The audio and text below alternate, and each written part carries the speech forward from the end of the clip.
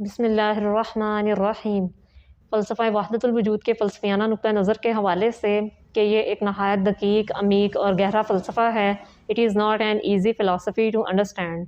عمومی طور پر اس فلسفے سے جو مفہوم سمجھا جا رہا ہوتا ہے اور جو اصل مسلک ہے شیخ محی الدین ابن عربی کا، اس میں ایک اختلاف پایا جاتا ہے۔ اس فلسفے میں انڈرسٹینڈنگ کے حوالے سے لوگوں میں جو اختلاف پایا جاتا ہے اسے فلو چارٹ کی مدد سے یوں ریپرزینٹ کیا جا سکتا ہے کہ ایک ہمارے ہاں گروہ ہے اہل ظاہر کا۔ اہل ظاہر جو محض شریعت کے ظاہری پہلوؤں پر ہی فوکس کرتے ہیں، وہ باطنیت کو ترجیح نہیں دیتے۔ اہل ظاہر میں اہل حدیث گروہ بھی شامل ہے اور دوسرا گروہ احناف کا ہے۔ اہل ظاہر اس فلسفے کو انٹرپریٹ کرتے ہیں ہمہ اوست سے، پینتھیزم سے،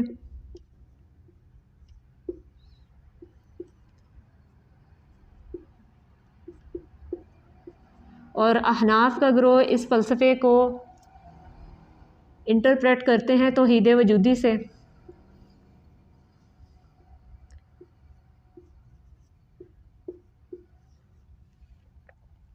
پین کہتے ہیں آل کو، تھیزم کا ورڈ تھیوس سے ہے، تھیوس کہتے ہیں گوڈ کو۔ پینتھیزم کا فلسفہ ایک خالص ہندو مت کا فلسفہ ہے۔ پینتھیزم سے یہ مراد ہے کہ اس کائنات کی ہر شے میں خدا تعالیٰ کی ذات بذات خود موجود ہے، یعنی pantheism everything is God, یعنی ہر شے، ہر کائنات کی ہر چیز اللہ تعالیٰ کا ہی ایک جزو ہے، اللہ تعالیٰ کا ایک حصہ ہے، اور یہ شرک کی عظیم ترین شکل ہے، کیونکہ اس میں ہر چیز کو اللہ تعالیٰ کی طرف منسوب کر دیا جاتا ہے ذاتی اعتبار سے۔ یہ اصل میں پینتھیزم کا فلسفہ ہندو مت کے عقیدوں میں سے ہے۔ توحید وجودی خالص توحید ہے جو وجود کے اعتبار سے ایک بحث ہے، یعنی اہل ظاہر مذہب میں اور احناف میں محض ان دو مختلف انٹرپریٹیشنز کی وجہ سے اختلاف پایا جاتا ہے۔ جب ایک فلسفے کو ہمہ اوست سے تعبیر کیا جا رہا ہے اور اسی وقت دوسرا گروہ اسے توحید وجودی سے اس کی توجیہ پیش کر رہے ہیں، ان دونوں انٹرپریٹیشنز میں اختلاف کی وجہ سے ایک گروہ اسے شرک عظیم کہہ رہا ہے اور دوسرا گروہ توحید کہہ رہا ہے۔ کوئی بھی فلسفی جب اپنا فلسفہ پیش کرتا ہے تو وہ ایک ہی فلسفہ ریپرزینٹ کر سکتا ہے، اس کی دو مفہوم تو مراد نہیں ہو سکتے۔ شرک اور توحید ایک دوسرے کی ضد ہیں، یہ بیک وقت جمع نہیں ہو سکتے۔ ایک شخص یا تو موحد ہے یا مشرک ہے، یہ نہیں ہو سکتا کہ وہ دونوں ہی فلسفوں کو ریپرزینٹ کر رہے ہوں۔ ابن عربی کا یا تو اس میں مسلک توحید وجودی ہے یا پینتھیزم ہے۔ کون سا مسلک ہے؟ پینتھیزم کو بھی الگ سے انٹرپریٹ کیا جائے گا، اور جو اصل مسلک ہے ابن عربی کا وہ توحید وجودی کا ہے۔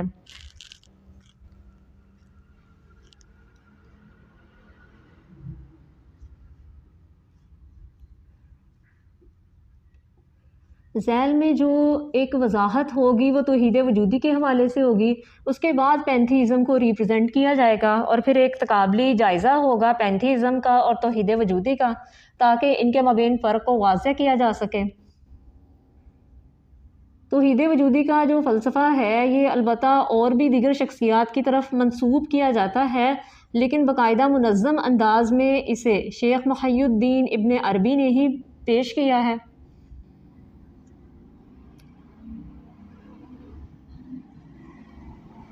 اس فلسفے کو لا موجودہ الا اللہ سے بھی تعبیر کیا جاتا ہے۔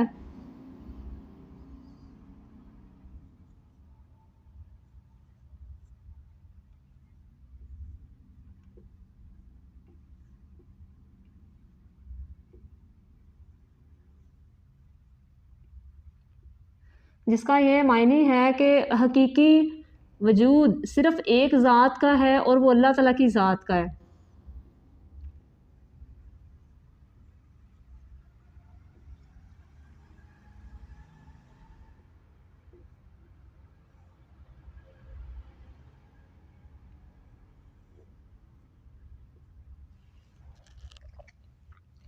یعنی جب لا موجودہ الا اللہ کہا جاتا ہے تو اس سے مراد یہ ہوتی ہے کہ کوئی بھی موجود نہیں ہے، صرف اللہ تعالیٰ کی ذات موجود ہے، یعنی حقیقی وجود صرف اللہ کا ہے۔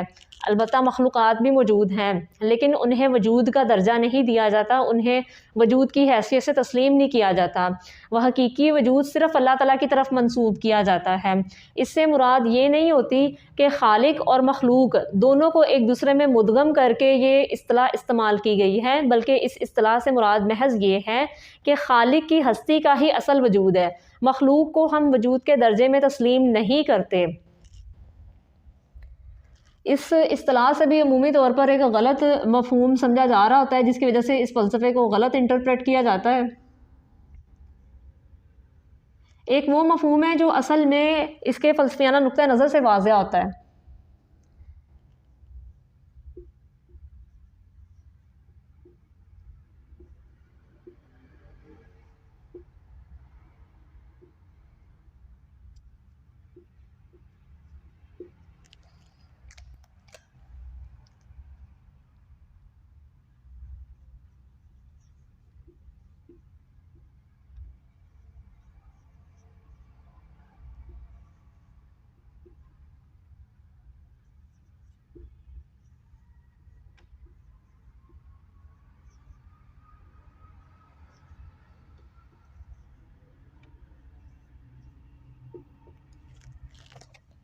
جب یہ کہا جاتا ہے کہ وجود حقیقی صرف ایک ہے تو اس کا حقیقی مفہوم یہ ہے کہ جو اصل میں وجود ہے، البتہ مخلوقات بھی موجود ہیں، وہ بھی پریزنٹ ہے، لیکن ان کی کوئی حیثیت نہیں ہے، انہیں عدم کے درجے میں رکھا جاتا ہے، اور جو حقیقی وجود ہے وہ صرف خالق کی ہستی کو تسلیم کیا جاتا ہے۔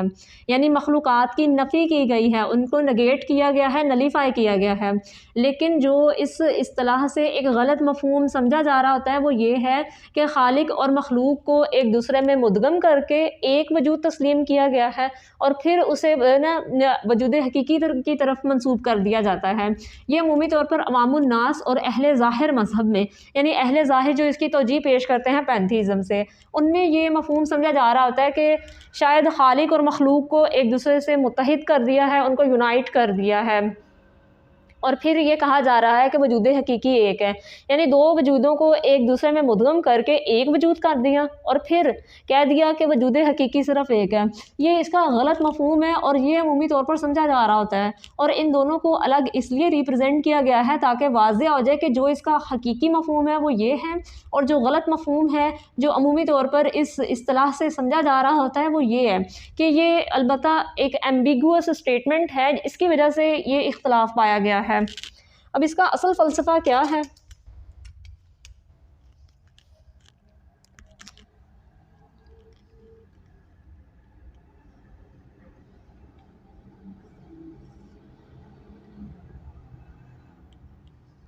وہ یہ ہے کہ ایک وجود ہے خالق کی ہستی کا،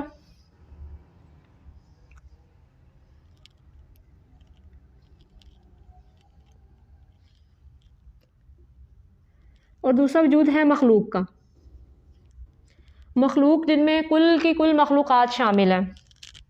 خالق کی ہستی لامحدود ہے، اس کی کوئی حد متعین نہیں ہے،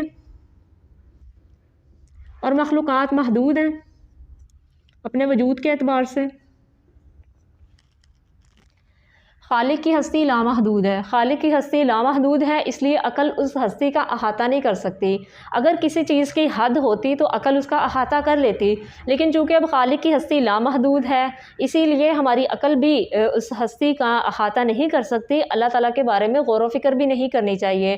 اسی لیے قرآن و سنت میں ہمیں جو تعلیم دی گئی ہے وہ یہ ہے کہ خالق کی ہستی پر غور و فکر نہ کرو بلکہ مخلوقات پر غور و فکر کرو۔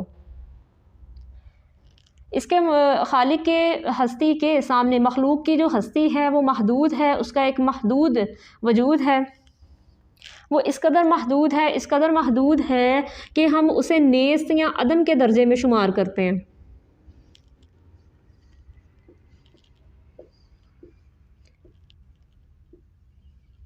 یعنی انہیں ایبسنٹ ہی کر دیتے ہیں۔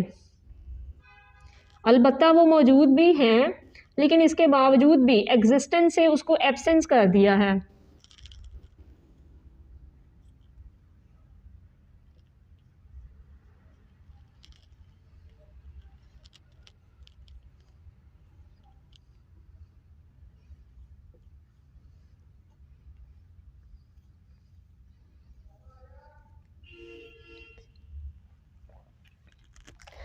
مخلوقات کو نیست یا عدم کا درجہ دیا گیا ہے خالق کی ہستی کے سامنے. کیوں؟ کیونکہ خالق کی ہستی لامحدود ہے. انفینٹی کے مقابلے میں ریاضی میں اگر ہم ریاضی کے حوالے سے بات کرتے ہیں تو ایک ہوتا ہے انفینٹ یعنی لامحدود، جو ہماری یعنی عقل میں اور فہم میں نہیں آ سکتا، وہ لامحدود ہے، اس کی کوئی حد نہیں ہے. اس کے مقابلے میں ایک ہے کہ محدود ہے. محدود کہتے ہیں کہ وہ اس قدر محدود ہے یعنی اللہ تعالیٰ کی ذات اتنی بڑی ہے کہ اس کی مخلوقات کی تو اس کے سامنے حیثیت ہی کوئی نہیں ہے. اس کی مخلوقات کی اگر حیثیت کو ہم نیست یا عدم شمار کریں، یعنی مخلوقات اگرچہ موجود ہیں لیکن اس کے باوجود ہم اسے نیست یا عدم کا درجہ دیں کہ وہ اپنی موجودگی کے باوجود بھی اسی طرح عدم ہیں کہ انہیں بالکل ہی جس طرح ریاضی کے عدد صفر سے تعبیر کیا جاتا ہے انہیں بالکل ہی ایبسنٹ ہی کر دیا جائے، یعنی موجود ہونے کے باوجود بھی کہ وہ کیا ہیں، نون ایگزسٹنٹ ہیں، وہ نون ایگزسٹنس ہیں. یعنی خالق کی ہستی کے سامنے ان کی کیا حیثیت ہے، موجود ہونے کے باوجود بھی عدم میں ہیں. یہ مخلوق کی نفی کی گئی ہے، اس کی نگیٹ کی گئی ہے، مخلوق کو نلیفائی کیا گیا ہے خالق کی ہستی کے سامنے، کیونکہ کبریائی صرف اللہ تعالیٰ کی ذات کے لیے ہے. یہ وجود کے اعتبار سے نفی کر دی گئی ہے.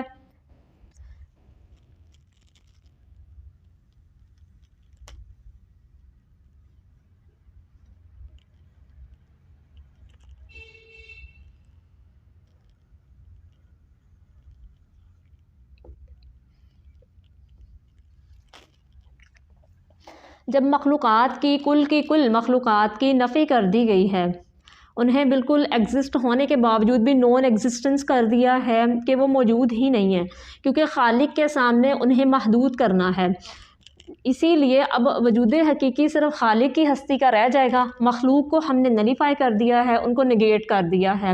جب وجود حقیقی صرف خالق کی ہستی کا رہ جائے گا، یہی اصطلاح یہاں استعمال کی گئی ہے کہ اصل میں جو وجود ہے وہ صرف خالق کی ہستی کا ہے، صرف ایک وجود ہے اور وہ خالق کی ہستی کا ہے.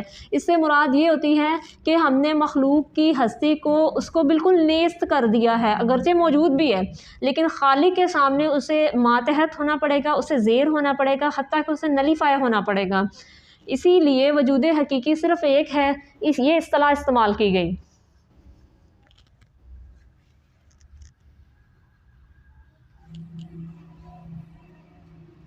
یہ فلسفہ پیش کرنے کی ضرورت کیوں آئی ہے؟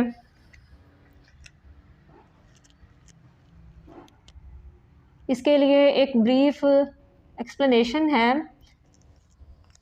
کہ ازل میں صرف اللہ تعالیٰ کی ذات ہے.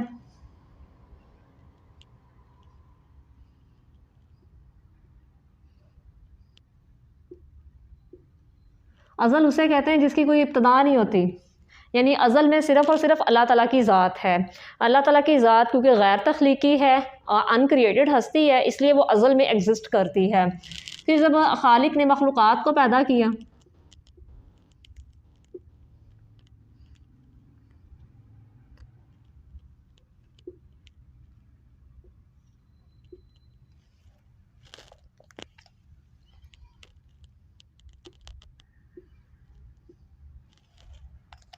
ابد میں بھی صرف اللہ تعالیٰ کی ذات ایگزسٹ کرتی ہے.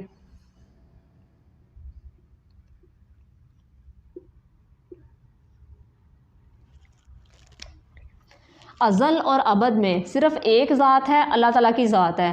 ازل اور ابد میں اللہ تعالیٰ کی ہی ذات کیوں ایگزسٹ کرتی ہے؟ کیونکہ اللہ تعالیٰ کی ذات غیر تخلیقی ہے، ان کریٹڈ ہستی ہے، اور جو ہستی غیر تخلیقی ہے، ان کریٹڈ ہے، اس کا وجود اس ہستی کے ساتھ وقت اور زمان یعنی زمان و مکان کا جو عنصر ہے وہ نہیں پایا جاتا.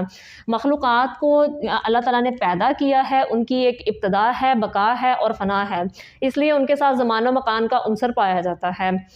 کیونکہ مخلوقات جو ہیں وہ اللہ تعالیٰ کے ارادے کے تحت ہی وجود میں آئی ہیں، ان کی ابتدا ہے. اگر ان کی بقا ہے وہ بھی اللہ تعالیٰ نے اپنی مرضی کے تحت ان کو باقی رکھا ہے، اور اگر اللہ تعالیٰ چاہیں تو انہیں فنا کر دیں، اگر نہ چاہیں تو انہیں فنا نہ کریں، انہیں ابد الاباد تک رہنے دیں. یعنی ابد تک اگر کوئی مخلوقات ہیں جن میں انسانوں کو بھی اللہ تعالیٰ نے ابد الاباد تک رکھنا ہے، اسی طرح جنت اور جہنم جو اللہ تعالیٰ کی مخلوقات ہیں انہیں بھی ابد تک رکھنا ہے. اسی طرح اور دیگر مخلوقات کی جن کے بارے میں اللہ تعالیٰ کا فیصلہ ہے کہ انہیں ابد تک رکھا جائے گا، تو وہ محض اللہ تعالیٰ کے فیصلے کے تحت ابد الاباد تک ہیں، وہ اپنی ذات سے ابد الاباد تک قائم نہیں ہیں. ابد تک قائم بھی ذات ہستی صرف اللہ تعالیٰ کی ہے، ازل اور ابد میں صرف اللہ تعالیٰ کی ذات ایگزسٹ کرتی ہے، کیونکہ اللہ تعالیٰ اپنی ذات سے قائم ہے۔ مخلوقات کو تو اللہ تعالیٰ نے وجود بخشا ہے، مخلوقات اپنے وجود کے لیے خالق کی ہستی کی محتاج ہیں۔ ازل میں کیونکہ اگر ہم وجود کے اعتبار سے دیکھیں،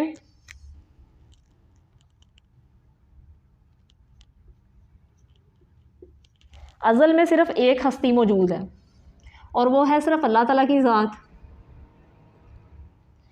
اللہ تعالیٰ کی ذات ایک ہستی موجود ہے، اس لیے ہم نے اسے واحد کہہ دیا۔ لیکن جب خالق نے مخلوقات کو پیدا کر دیا ہے تو اب یہ سنویت ہے، یعنی اب دو وجود ہیں۔ پہلے صرف ایک وجود تھا، وہ اللہ تعالیٰ کی ذات کا تھا۔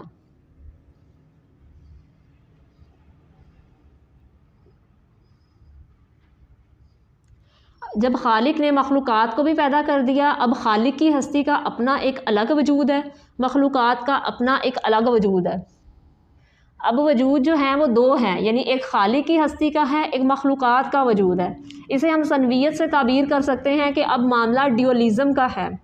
ابد میں ہم دیکھتے ہیں، ابد میں کتنے وجود ہیں؟ ابد میں صرف ایک وجود ہے، وہ خالق تعالیٰ کی ہستی کا ہے، اللہ تعالیٰ کا ہے۔ واحد سے اسے ہم تعبیر کر سکتے ہیں۔ اب کیونکہ ازل اور ابد میں صرف ایک ہستی کا وجود ہے، صرف ایک ہستی ہے، یعنی وجود کے اعتبار سے صرف واحد ہستی موجود ہے، اسے ہم کہہ سکتے ہیں وحدت الوجود، یعنی وجود کی وحدت۔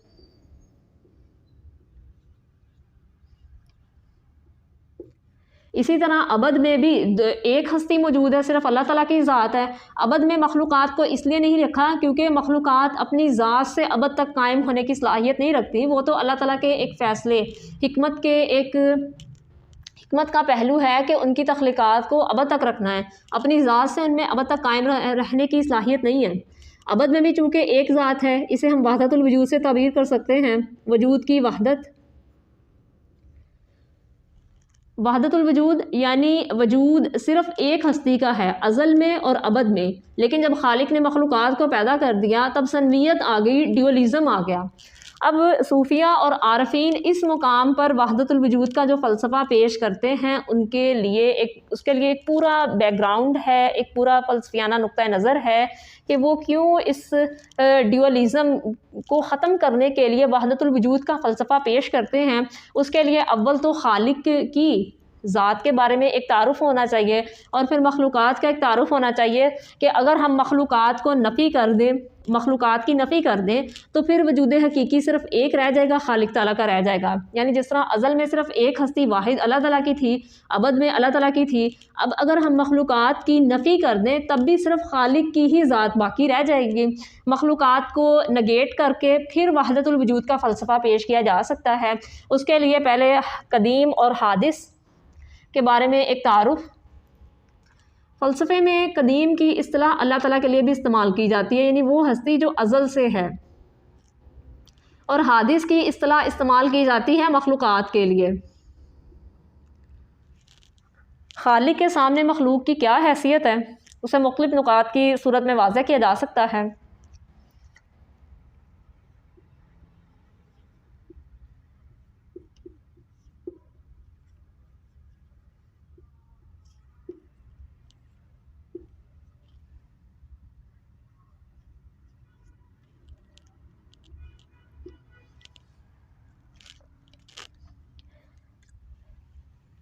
خالق کی ذات ازلی اور ابدی ہے، اور اللہ تعالیٰ کی صفات بھی ازل سے ابد تک ہے۔ صفات کا یہ معاملہ نہیں ہے کہ کوئی صفت کسی خاص وقت میں ظہور پذیر ہوئی ہے، نہیں، بلکہ جس طرح اللہ تعالیٰ کی ذات ازل سے ہے ابد تک ہے، اسی طرح اللہ تعالیٰ کی صفات بھی ازل سے ابد تک ہیں۔ مثال کے طور پر اللہ تعالیٰ کی ایک صفت ہے علیم، تو اللہ یعنی خوب جاننے والا، تو یہ صفت اللہ تعالیٰ کی ازل سے ہے، ابد تک رہے گی۔ اس میں یہ معاملہ نہیں ہے صفات کا کہ ان میں کوئی عروج اور زوال کا پہلو ہوتا ہے کہ علم ترقی کرتا ہے، علم بڑھتا ہے، نہیں، بلکہ ازل سے ہی اللہ تعالیٰ کا علم مطلق علم ہے۔ اللہ تعالیٰ کے قلم خشک ہو چکے ہیں، اسے کوئی نیا جدید علم نہیں آتا، بلکہ علم قدیم ہے اللہ تعالیٰ کا۔ اور اللہ تعالیٰ کی ذات ایک مستقل ہستی ہے، ایک مستقل وجود ہے، ہر حال میں ایگزسٹ کرتا ہے۔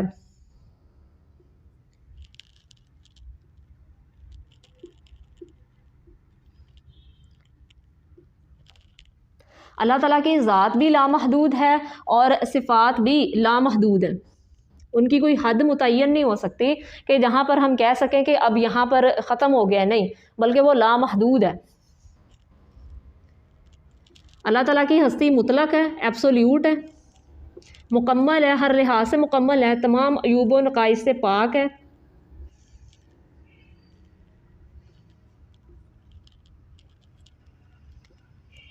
اللہ تعالیٰ کی ذات یعنی اس کی جو حیات ہے اور اس کی صفات ہیں وہ ذاتی ہیں، کسی کی عطا کردہ نہیں ہے، کیونکہ اگر کوئی ہستی کسی دوسری ہستی کو کوئی چیز عطا کرتی ہے تو وہ آٹومیٹیکلی اس کے انڈر ہو جاتی ہے، اس کے ماتحت ہو جاتی ہے، کیونکہ اللہ تعالیٰ کی حیات اپنی ہے، ذاتی ہے، اللہ تعالیٰ کی صفات بھی اپنی ہیں، ذاتی ہیں، اسی لیے اللہ تعالیٰ سپریم ہے، یعنی اللہ تعالیٰ کے اوپر کوئی ہستی نہیں ہے کہ کسی ہستی نے انہیں کوئی وجود بخشا ہو۔ اللہ تعالیٰ کی ذات غیر تخلیقی ہے، وہ کسی کا محتاج نہیں ہے، بلکہ ہر شے خود اس کی محتاج ہے، اسی لیے سپریمیسی صرف اسی ذات کے لیے ہے، وہ ایک سپریم ہستی ہے کہ اس کے اوپر کوئی نہیں ہے، نہ وہ کسی کے ماتحت ہے، بلکہ ہر مخلوقات اس کے تحت ہیں، اس کی محتاج ہیں۔ اب مخلوقات کی کیا حیثیت ہے؟ مخلوق کے لیے فلسفے میں حادث کا لفظ بھی استعمال کیا جاتا ہے۔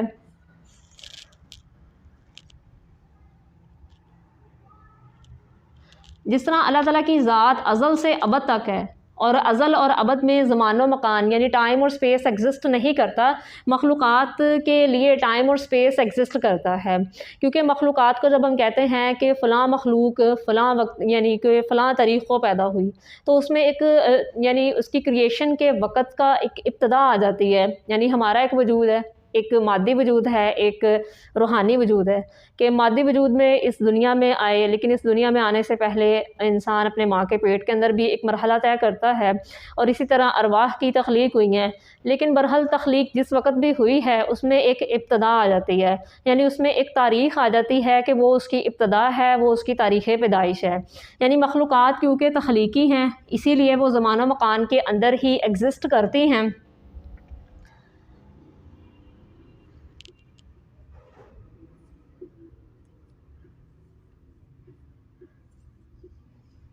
اللہ تعالیٰ کی ہستی ایک مستقل وجود ہے، یہ مستقل کہتے ہیں کہ جو ہر حال میں ایگزسٹ کر رہا ہے، خالق کی ہستی ایگزسٹ کر رہی ہے، البتہ مخلوق ایگزسٹ کریں یا نہ کریں، خالق کی ہستی ہر حال میں ایگزسٹ کرے گی، لیکن مخلوقات کا وجود ہوگا یا نہیں ہوگا یہ خالق کے ارادے پر ہے موقوف، یعنی خالق نے ان کی ابتدا کی ہے، خالق نے ہی ان کی بقا کی ہے، اور خالق اگر چاہے گا تو ان کی فنا کر دے گا، یعنی مخلوقات کا جو وجود ہے اسے ہم کہہ سکتے ہیں کہ وہ ایک عارضی وجود ہے، وہ ہر حال میں ایگزسٹ نہیں کرتا۔ مخلوقات کا وجود ہونا خالق کے وجود کو لازم نہیں کرتا، خالق کا وجود لازم ہے، وہ واجب الوجود ہستی ہے، ہر حال میں ایگزسٹ کر رہی ہے، لیکن مخلوقات اللہ تعالیٰ کے زیر تحت ہیں۔ خالق کی ہستی لامحدود ہے، مخلوقات محدود ہیں، بلکہ محدود سے بھی اگر زیادہ بہتر لفظ ہے تو مخلوقات کو نیست کا ہی درجہ دے دیا جائے خالق کی ہستی کے سامنے، کہ وہ عدم ہے، نتھنگ ہے، ان کی کوئی حیثیت نہیں ہے خالق کے سامنے۔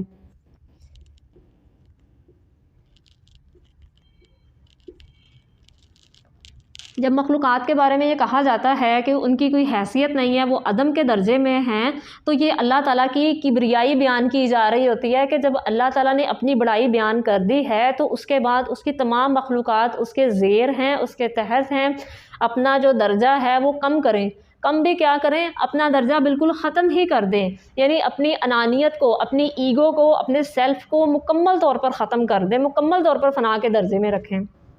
خالق کی ہستی مطلق ہے، تمام طرح کے عیوب و نقائص سے پاک ہے اور مکمل ہے، اس کے برعکس مخلوقات ہیں تو مخلوقات میں نقائص بھی پائے جاتے ہیں۔ خالق کی ہستی ذاتی ہے، اس کے برعکس جو مخلوقات ہیں اللہ تعالیٰ نے انہیں عطا کیا ہے، مخلوقات اپنی ذات کے حوالے سے بھی اور جو اللہ تعالیٰ نے انہیں وصف سے نوازا ہے ان سب میں اللہ تعالیٰ کی محتاج ہیں، یعنی اگر ہماری زندگی ہے، ہماری حیات ہے، ہماری وجود ہے، تو ہم اپنے وجود میں خالق کی ہستی کے محتاج ہیں۔ لیکن خالق کی ہستی واجب الوجود ہے، مخلوقات ایگزسٹ نہ بھی کریں، خالق کی ہستی ایگزسٹ کرے گی، اس کی حیات اپنی ذاتی ہے، لیکن ہم نے جو بھی حاصل کیا ہے وہ اللہ تعالیٰ نے ہمیں عطا کیا ہے، یعنی ہمارے لیے معاملہ عطائی ہے کہ ہم نے اللہ تعالیٰ سے حاصل کیا ہے، ایکوائر کیا ہے۔ ہمارا کوئی بھی معاملہ ذاتی نہیں ہے، ہم ہر لحاظ سے اللہ تعالیٰ کے محتاج ہیں، لیکن اللہ تعالیٰ کی ذات غنی ہے۔ یہ قدیم اور حادث کا ایک مختصر خاکہ اس لیے پیش کیا گیا ہے کہ خالق کی ہستی کے سامنے جو مخلوق کی ایک حیثیت ہے وہ نمایاں ہو جائے کہ اگر ہم نے اس فلسفے میں مخلوق کی حیثیت کو نیست یا عدم کرنا ہے تو اس کے سامنے، خالق کے سامنے مخلوق کی حیثیت کو عدم کرنے کے لیے ہمارے پاس کچھ نکات ہیں کہ جس کی وجہ سے ہم اسے عدم شمار کرتے ہیں۔ یعنی جس طرح ازل میں مخلوقات ایگزسٹ نہیں کر رہی تھی لیکن جب معاملہ سنویت کا آ چکا ہے، جب مخلوقات ایگزسٹ کر رہی ہیں تو اس میں ہم نے صرف اور صرف خالق کی ہستی کو، یعنی وحدت الوجود کے فلسفے کو کہ حقیقی وجود صرف خالق کی ہستی کا ہے، مخلوقات کو نفی کرنا ہے، مخلوقات کی نگیشن کرنی ہے۔ تو اسی لیے یہ پوائنٹ پیش کیے گئے ہیں کہ یہاں پر اگر مخلوقات کی نفی کی گئی ہے تو مخلوقات کی نفی کے لیے ان کی حیثیت کا تعین ہو جائے کہ اگر وہ موجود بھی ہیں اس کے باوجود بھی انہوں غیر موجود کرنا ہے تاکہ وجود حقیقی صرف ایک ذات کا رہ جائے۔ اس فلسفے کو مزید ایلیبوریٹ کرنے کے لیے توحید کی اقسام کو واضح کیا جائے گا، پھر ایٹ دا اینڈ یہ فلسفہ واضح ہو سکے گا کہ توحید وجودی کا یہ فلسفہ پیش کرنے کی ضرورت کیوں آئی ہے۔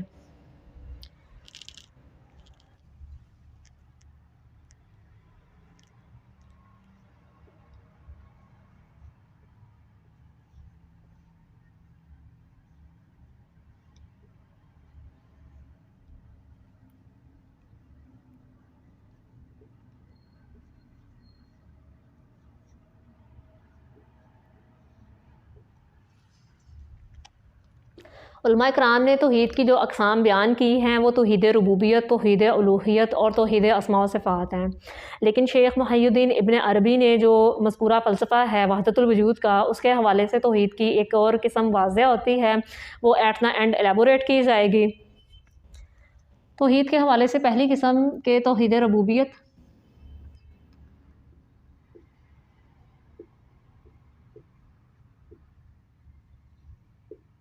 ربوبیت کا لفظ رب سے ہے اور یہ جملہ اسماء و صفات کو شامل ہے جن میں بدیع،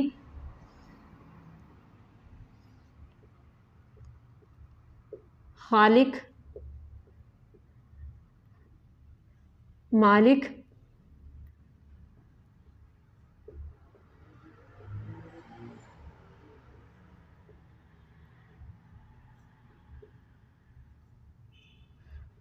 رازق، مدبر اور منتظم شامل ہے۔ بدیع کہتے ہیں اس ہستی کو کہ جس نے صرف اپنے امر کن سے ہی جو چیز پہلے موجود نہیں تھی اسے وجود بخشا۔ یعنی اگر ہم اپنے وجود پر غور کریں، ہمارا وجود ایک مادی وجود ہے، ہم ایٹموں پر مشتمل ہیں، اور گرد و نواح میں اگر کائنات پر بھی غور کریں تو وہ بھی مادے پر مشتمل ہے اور مادہ ایٹمز پر ہی مشتمل ہے، اور ایٹم کے اگر سب ایٹامک پارٹیکل سے مل کر بنا ہوا ہے، یعنی ہر چیز کا جو وجود ہے مادی وجود وہ ایٹمز پر مشتمل ہے، مادہ پر مشتمل ہے۔ چونکہ پہلے مادہ موجود نہیں تھا، اللہ تعالیٰ نے صرف اپنے امر کن سے ہی مادے کو تخلیق کیا، مادے کو وجود بخشا۔ اس ہستی کے لیے استعمال ہوتا ہے بدیع کا لفظ۔ خالق کہتے ہیں اس ہستی کو کہ پھر جس، یعنی کہ یہ اللہ تعالیٰ کی وہ صفت ہے کہ مادے کو وجود بخشا اور اس کو پھر مادے کو مختلف صورتوں میں ڈھال دیا، یعنی اس مادے وجود سے ایک انسانوں کا وجود ہے، حیوانوں کا وجود ہے، نباتات کا وجود ہے، تمام کائنات کا وجود ہے، یعنی اس کو مختلف صورتوں میں ڈھال دیا ہے۔ اور چونکہ ان کو صرف اللہ تعالیٰ نے ہی پیدا کیا ہے، اللہ تعالیٰ نے ہی بدیع کیا ہے، تو ان پر اصل ملکیت صرف اللہ تعالیٰ کی ہی ہے، اور ان کو پیدا کرنے کے بعد اللہ تعالیٰ نے انہیں لاوارث نہیں چھوڑ دیا بلکہ ان کے رزق کا انتظام کیا ہے، وہ ان کا رازق ہے۔ اور پھر اس کائنات کو تخلیق کرنے کے بعد اس کائنات کا ایک انتظام قائم کیا ہے، ہر چیز کو اس طرح سے ڈھال دیا ہے، اس طرح سے ایک کائنات کے جز کو دوسرے حصے کے ساتھ مربوط کر دیا ہے کہ اس میں ایک نظام ہے اور اس میں اللہ تعالیٰ کی حکمت واضح ہوتی ہے، اس میں اسے کہتے ہیں ربوبیت۔ کیونکہ اللہ تعالیٰ اپنے تمام افعال میں واحد ہیں، یکتا ہیں، ان کا کوئی ثانی نہیں ہے، جسے ہم کہہ سکتے ہیں لا فاعل الا اللہ۔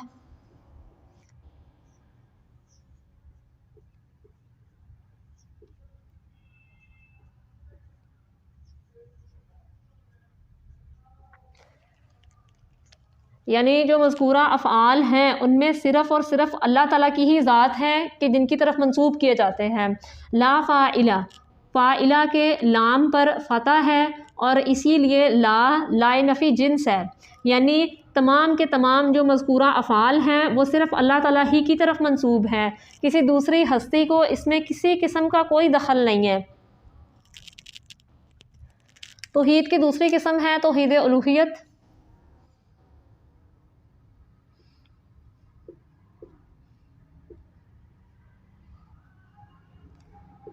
الوہیت یعنی الہ سے، الہ اس ہستی کو کہتے ہیں کہ جو حاکم ہے،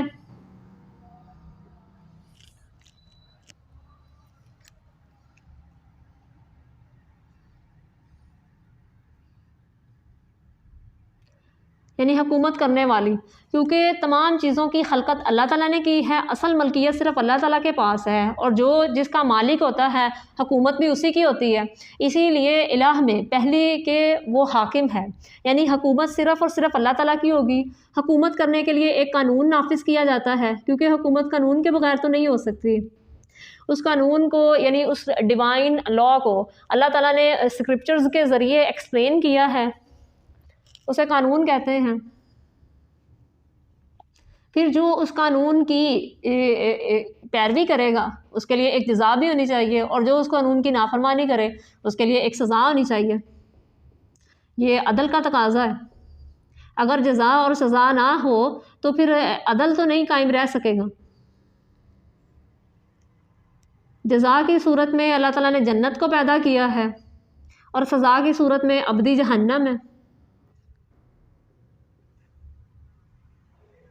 یعنی الہ کا اطلاق اس ہستی پر ہے جو حاکم ہے، حکومت کرنے کے لیے قانون ہے، قانون کے بغیر تو حکومت نہیں ہو سکتی، اور پھر جو اس قانون کی پیروی کرے گا اس کے لیے ایک انعام ہونا چاہیے، ایک جزا ہونی چاہیے، اور جو اس قانون کی نافرمانی کرے اسے سزا دینی چاہیے۔ یہ عین عدل و انصاف کا تقاضا ہے۔ اسے ہم لا فاعلہ، پہلے کو لا فاعلہ الا اللہ سے تعبیر کیا، اسے لا الہ الا اللہ سے تعبیر کر سکتے ہیں۔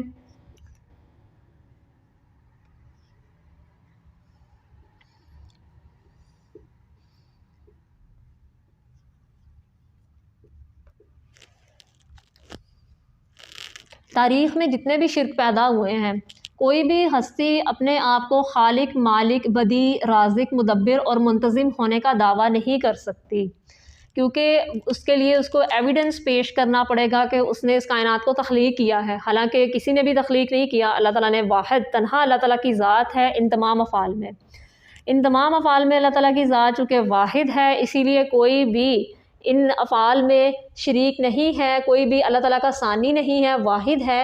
اس طرح کا اس یعنی توحید ربوبیت میں ہمیں شرک کے آثار نہیں ملتے۔ دوسری طرف توحید الوہیت ہے، یعنی لا الہ الا اللہ۔ اب الہ یعنی معبود ہونے میں تو کئی ہستیوں نے اپنا ایک دعویٰ کیا، ایک کلیم کیا کہ وہ بھی الہ ہیں، ان کی بھی عبادت اختیار کی جائے، لیکن الہ ہونے کا حقیقی جو کرائٹیریا ہے اس میں یہ ہے کہ وہ ہستی پہلے حاکم ہو، اس کے پاس قانون ہو، اس کے پاس جزا اور سزا دینے کی پوری پوری قدرت اور اختیار بھی ہو، اور اس کے وہ جنت اور جہنم کی مالک بھی ہو۔ اب اگر ہم ادیان جتنے بھی یعنی کہ تاریخ میں شرک پیدا ہوئے ہیں ان کا بغور مطالعہ کریں تو کیا جن کے لیے الوہیت کو ثابت کیا گیا ہے وہ ہستیاں ان مذکورہ کرائٹیریا کو فلفل کرتی ہیں یا نہیں کرتی؟ اسی لیے سب سے پہلے لا الہ الا اللہ میں لا نفی جنس لایا گیا ہے کہ حقیقت میں کوئی الہ نہیں ہے، صرف ایک اللہ ہی کی ذات ہے۔ اگر کسی کے لیے الہ کو ثابت کرنے کی کوشش کی گئی ہے انسانیت میں تو وہ محض ان کے ایک یعنی کہ ذہن کی ایک خرابی کہہ لیں کہ انہوں نے انہیں الوہیت کے منصب پر فائز کر دیا ہے، وہ اس منصب کو ڈیزرو تو نہیں کرتے۔ تو اس کی تیسری قسم ہے توحید اسماء و صفات۔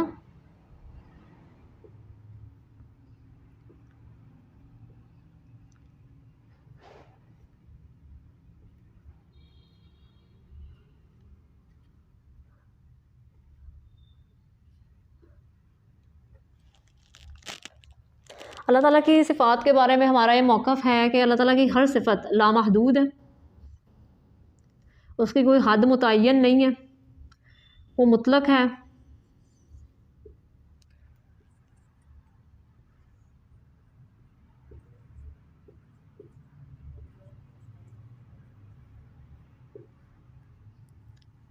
ایبسولیوٹ ہیں. جس طرح اللہ تعالیٰ کی ذات ازلی اور ابدی ہے، اسی طرح اللہ تعالیٰ کی تمام صفات ازل سے ابد تک ہیں، یعنی مطلق ہیں. اللہ تعالیٰ کی ایک صفت علیم ہے.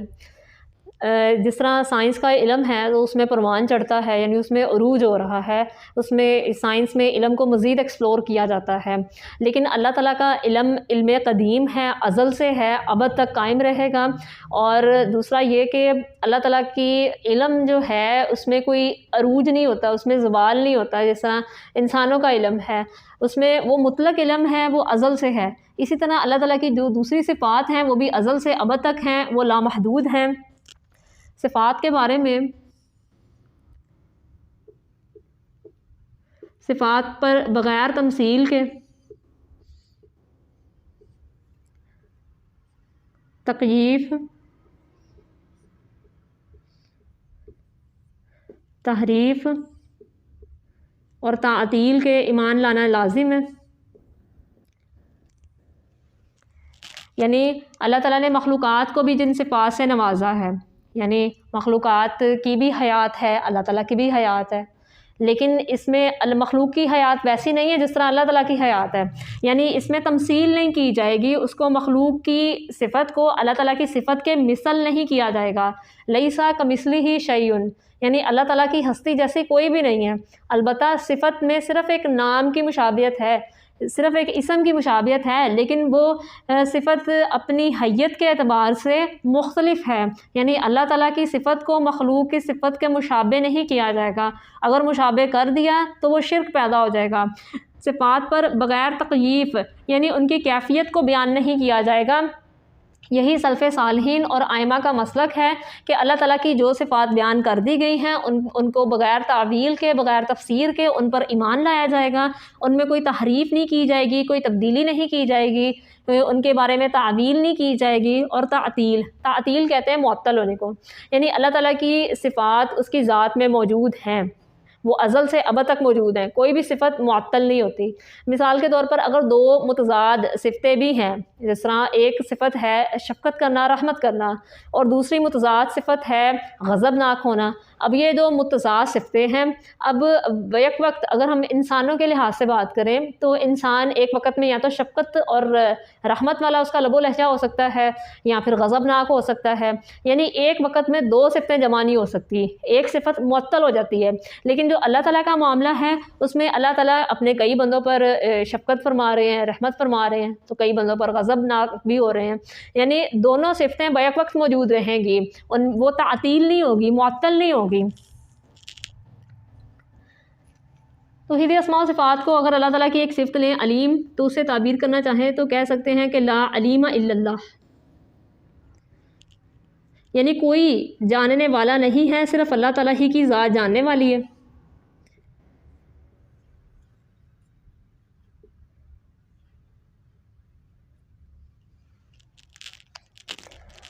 مخلوقات کو بھی اللہ تعالیٰ نے علم سے نوازا ہے.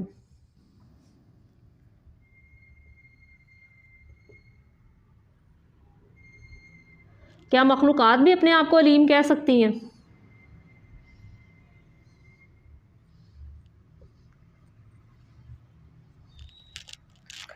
جب ہم کہتے ہیں لا علیمہ، یعنی لا نفی جنس کے تمام کوئی بھی ہستی علیم نہیں ہے، صرف اللہ تعالیٰ کی ذات ہے.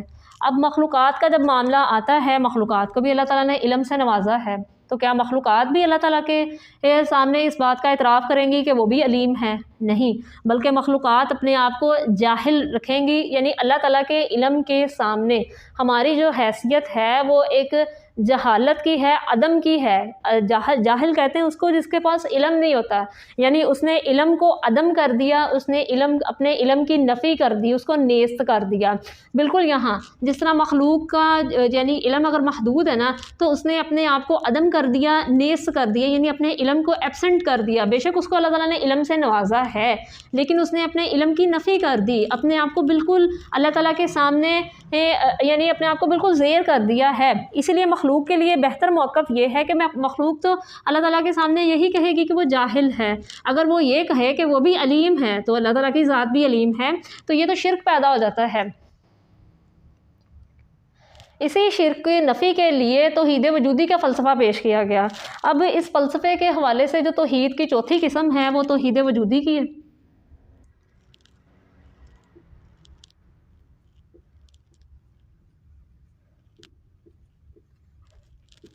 وجود کہتے ہیں ذات کو، یعنی توحید کی وہ قسم جو وجود یا ذات کے حوالے سے۔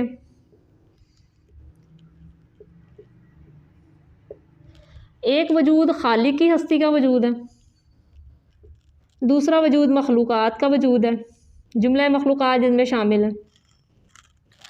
اب وجود دو ہیں، یعنی توحید وجودی میں توحید کی وہ قسم جو وجود کے حوالے سے بحث کی جائے گی۔ ایک وجود خالق کی ہستی کا ہے، ایک وجود مخلوق کی ہستی کا ہے۔ خالق کی ہستی کے سامنے مخلوق کی جو حیثیت ہے وہ عدم کی ہے، نیست کی ہے، اگرچہ اس کی مخلوقات کی اپنی ذات کے اعتبار سے، اپنی موجودگی کے اعتبار سے موجود ہیں، لیکن خالق کی ہستی کے سامنے انہیں نیست کرنا پڑے گا اپنے آپ کو۔ اسے ہم کہہ سکتے ہیں لا موجود الا اللہ۔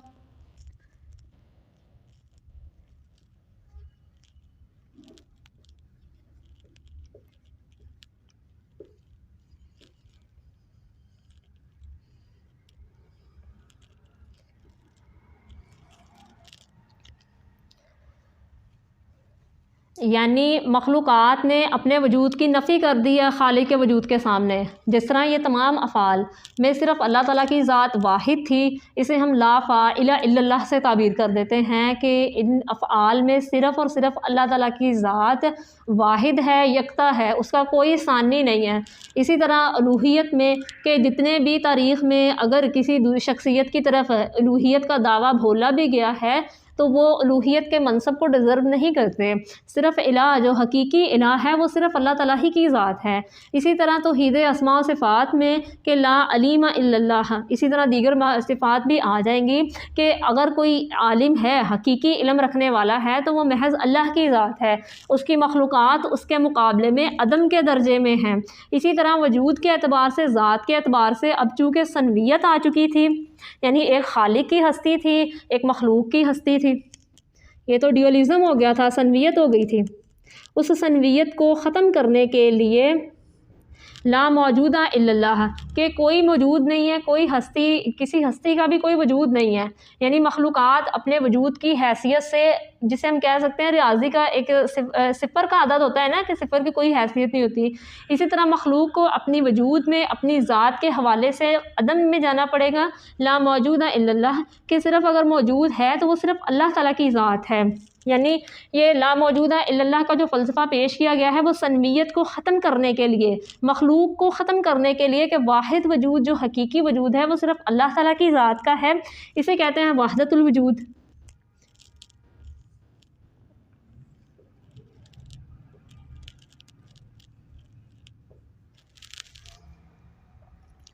یعنی ازل اور ابد میں صرف ایک ذات کا وجود تھا، اللہ تعالیٰ کا، یعنی اسے ہم کہہ سکتے ہیں وحدت الوجود کہ وجود کی وحدت، حقیقی وجود صرف ایک ذات کا تھا۔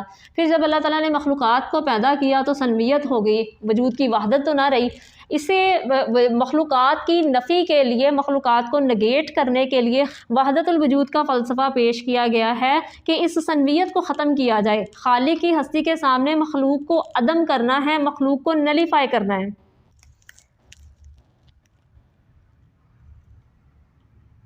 تاکہ سنویت ختم ہو جائے اور وحدت الوجود باقی رہ جائے کہ جو حقیقی وجود ہے وہ صرف خالق کی ہستی کا ہے۔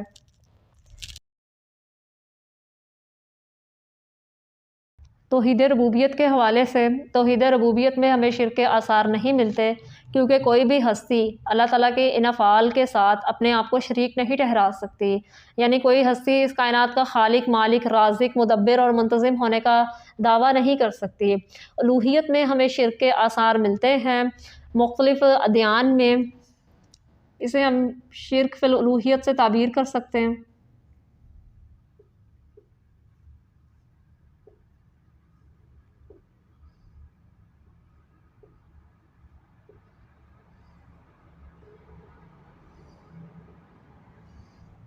اگر اللہ تعالیٰ کی ذات کے ساتھ کسی دوسری ہستی کو بھی الہ تسلیم کیا جائے تو اسے ہم شرک فی الالوہیت کہتے ہیں۔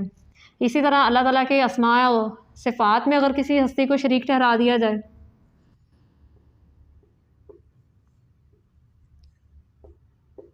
اسے شرک فی اسماء و صفات کہہ سکتے ہیں۔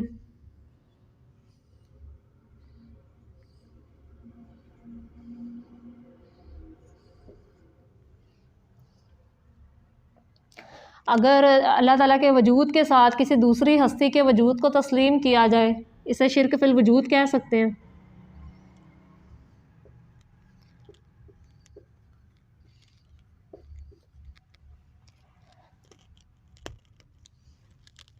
مکمل توحید کیا ہے؟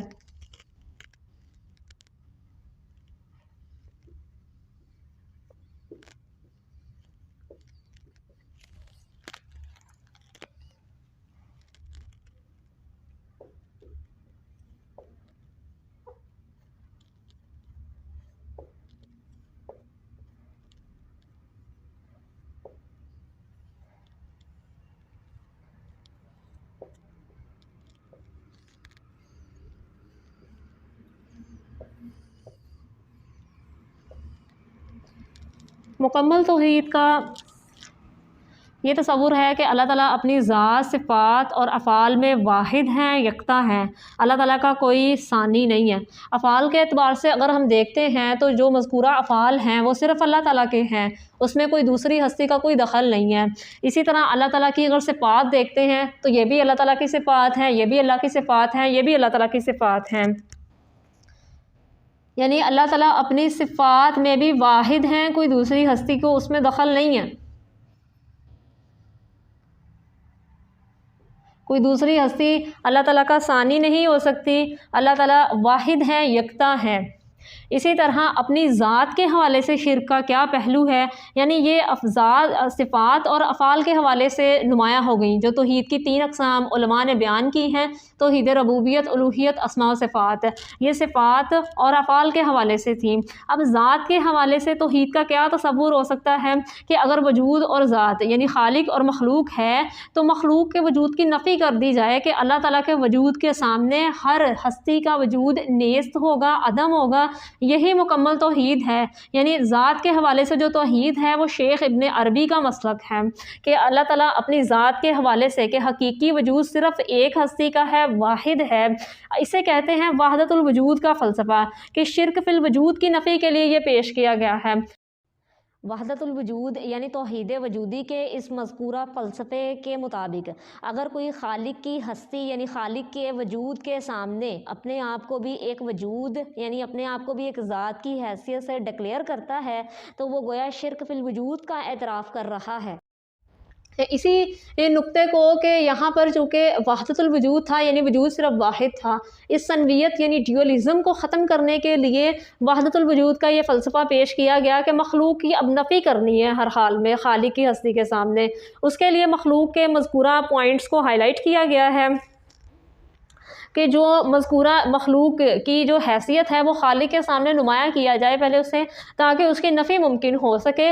اور یہاں جو مخلوق کی نفی کی گئی ہے، مخلوق کو عدم کے درجے میں رکھ دیا گیا ہے کہ خالق کے سامنے، خالق کی ہستی کے سامنے اس کا وجود ایگزسٹ ہی نہیں کرتا، اس لیے وہ جو وجود حقیقی ہے وہ صرف خالق کی ہستی کا ہے۔ جس طرح یہاں نمایاں کیا گیا کہ جو وجود حقیقی ہے وہ صرف خالق کی ہستی کا ہے، لیکن عوام الناس اور اہل ظاہر نے اس سے جو فلسفہ یعنی تراش لیا ہے، اس سے جو سمجھ لیا ہے وہ یہ ہے کہ شاید محی الدین ابن عربی یہ کہنا چاہتے ہیں کہ خالق اور مخلوق کی ہستی ایک ہی ہے، حالانکہ ابن عربی کا مسلک یہ نہیں تھا۔ ابن عربی مخلوق کی نفی کرنا چاہتے تھے خالق کی ذات کے سامنے، کیونکہ وہ توحید یعنی ذات کے لحاظ سے توحید کا ایک فلسفہ پیش کر رہے تھے۔